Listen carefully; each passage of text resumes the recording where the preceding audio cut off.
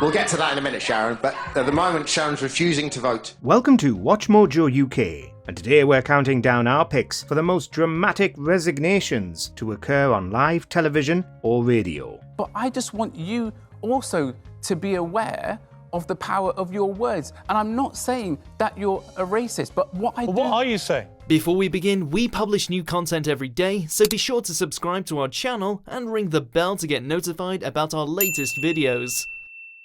Number 8. David Lee Travis. I just thought, this is just not on. This is not the station that I remember it being. And I just went one day, I snapped. While you might know of him now as a disgraced host caught and convicted during the Operation U-Tree scandal, back in the day he was one of the most prominent figures in radio.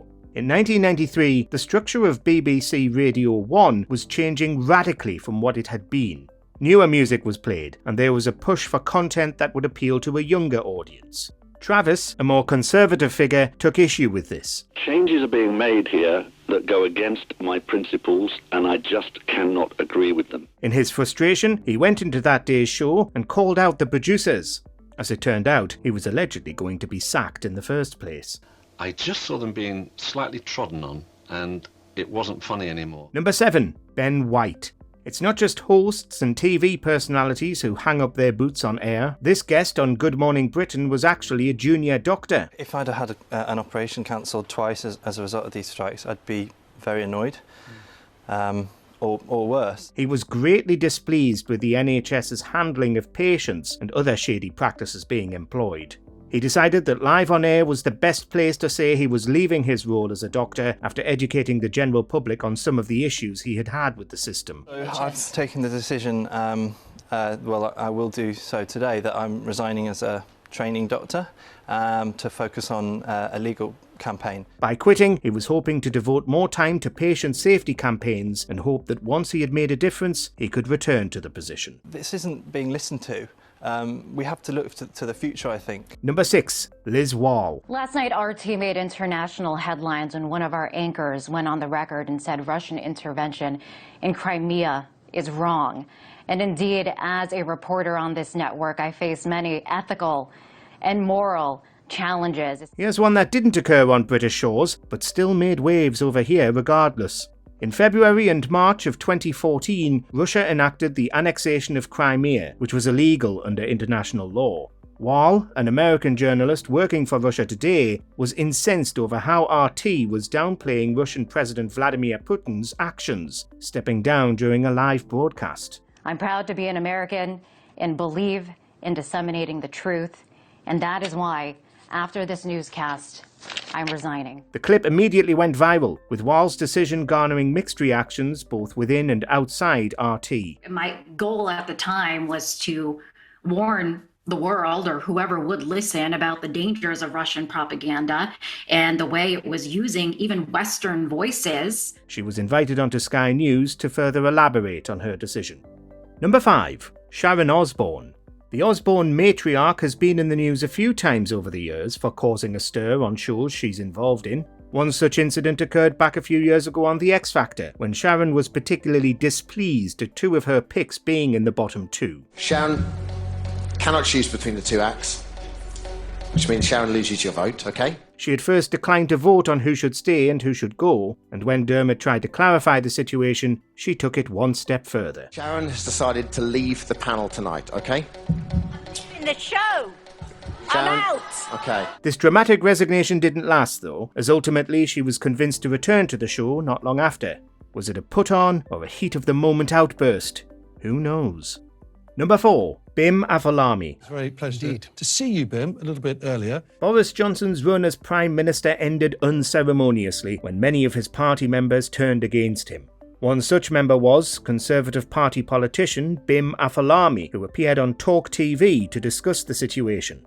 In light of scandals that had occurred at the time, including Partygate, he called for the Prime Minister to step down from his position. You're a Vice Chairman of the Conservative Party. Probably not after having said that, but yes. This quickly switched to him resigning from his position as Vice Chair of the Conservative Party in a shock moment. I think you have to resign. You have to resign because I can't serve under the Prime Minister, but I say that with regret because I think this government's done some great things. Number 3. Sila Black. Legendary singer and TV host Sila Black fronted the show Blind Date for over 18 years, but one night that came to a sudden end. Cilla caught wind that the producers wanted to change the show's formula as a response to declining viewership, and she wasn't keen on this idea at all. It is a very special live show because this is going to be my very, very last series of Blind Date. She took to the stage and spoke to the public live, saying that it would be her last series. Isn't it a shame? I've had great fun for 18 years. This revelation shocked not only the audience, but the team backstage. As such, an ITV executive was forced to take to the stage and announced that it would in fact be the last Blind Date series altogether. It made for very awkward viewing. And I wasn't expecting Madam to say what she said at the beginning or the end of the show, so...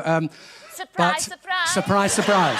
Number 2, Piers Morgan. Is that the first part of that allegation, we don't know any of the details or who said it or how they said it, and the second one is completely untrue.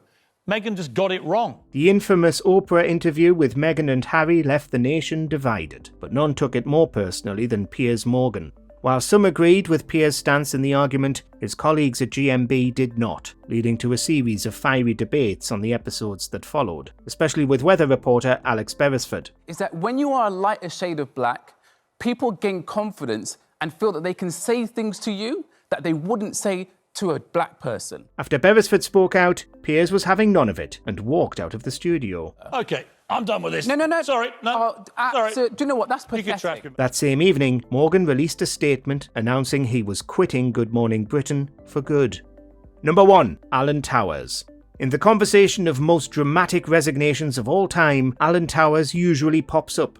That's because, amidst his rising frustrations with the BBC, he decided to vent directly to the viewing public.